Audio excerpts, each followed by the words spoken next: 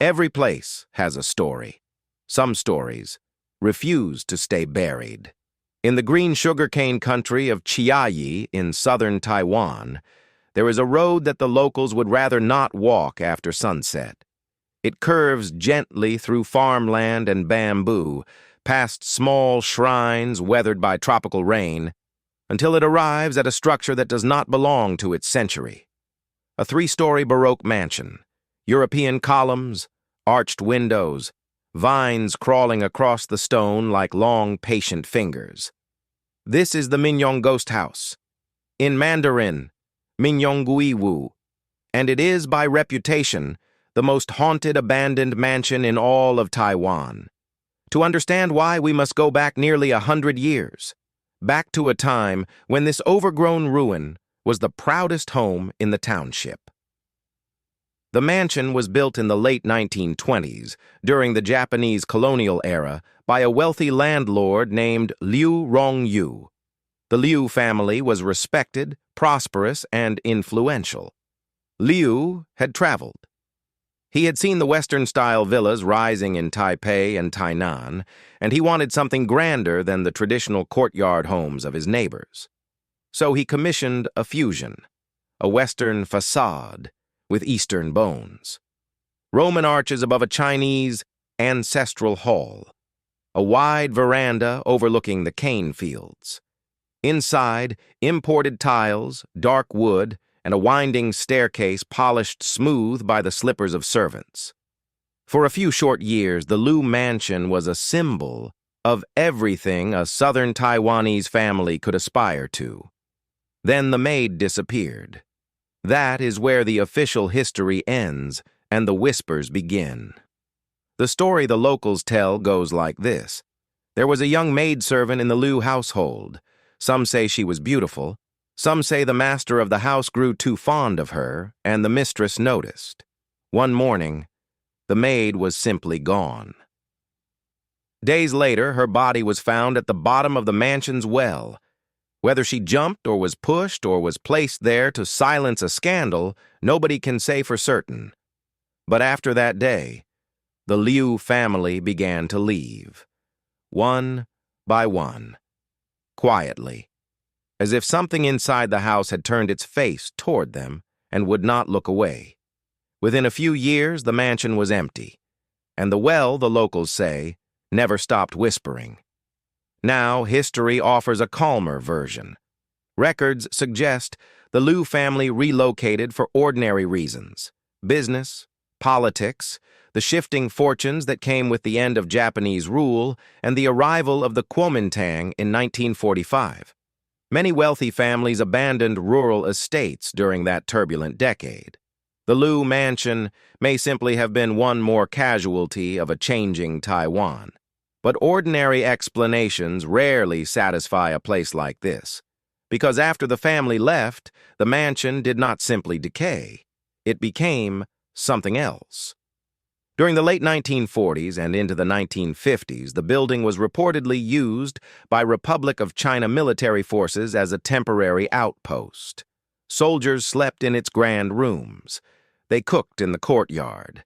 And, according to accounts passed down through Minxiong's older generation, they did not stay long either.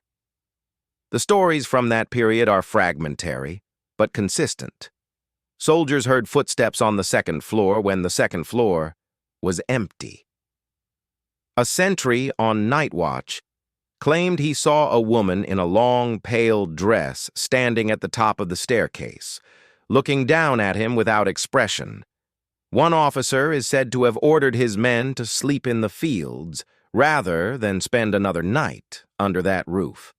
By the 1950s, the mansion was abandoned again, this time permanently, and the jungle began to take it. If you visit Minxiong today, you will find the house exactly as time and humidity have shaped it. The roof is partially collapsed.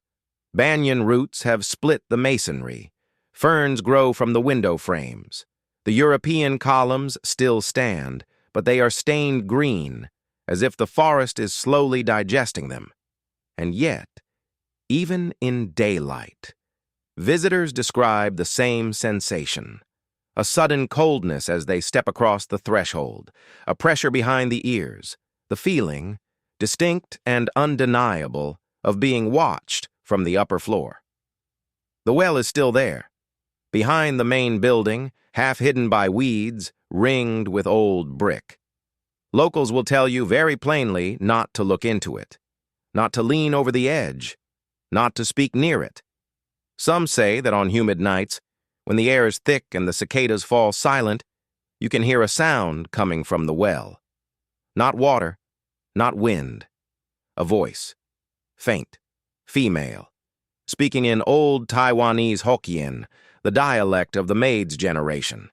Nobody can ever make out the words, but everyone who has heard it agrees on one thing. She is not asking for help. She is asking a question, and she is waiting for you to answer. In the 1990s, as ghost tourism began to grow in Taiwan, the Minxiong Mansion entered a new chapter. Urban explorers came with cameras. University students dared each other to spend the night. Television crews filmed paranormal specials in its rotting hallways. And the stories multiplied. A photographer claimed his film, when developed, showed a second figure standing behind his assistant in every frame.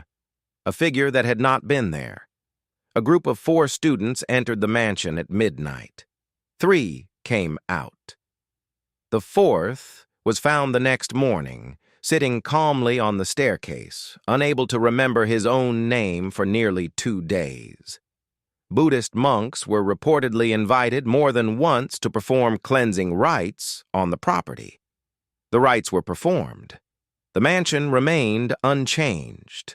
One monk, according to local accounts, refused to ever return, saying only that the house was not haunted in the usual sense. It was, he said, listening. That word stays with you. Listening.